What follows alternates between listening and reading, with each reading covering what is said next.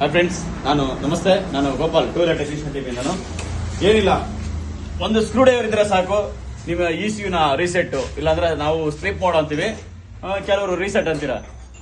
ಸುಮಾರು ನಾನಾ ಹೆಸರುಗಳಿಂದ ಕರಿಬಹುದು. ಯಾವ ತರ ರೀಸೆಟ್ ಮಾಡೋದು ಅಂತ ಹೇಳ್ಬಿಟ್ಟು ತೋರಿಸ್ಕೊಡ್ತೀವಿ. ಕೀ ಆನ್ ಅಲ್ಲಿ ಇರಬೇಕು.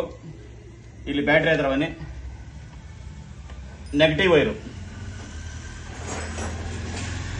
ವೈರು ಬಿಚ್ಚಬೇಕು. ಮತ್ತೆ ಮೈನ್ ಕೀ ಆಫ್ ಮಾಡಬೇಕು. ಮತ್ತೆ ಇದು ನೋಡಿ, 1 2 3 4 5 ಆಯ್ತಾ. ಒಂದು 15 ಸೆಕೆಂಡ್ ಆದ್ಮೇಲೆ ನಾನು ಇದೊಂದು 15 ಸೆಕೆಂಡ್ ಆದ್ಮೇಲೆ ನಾನು ಇದು ಮಾಡ್ತೀನಿ. 15 ಸೆಕೆಂಡ್ಗೂ ಜಾಸ್ತಿ ಆಯ್ತು. ಕೀ ಆನ್ ಮಾಡ್ತೀನಿ. ಒಂದು 5 ಸಲ.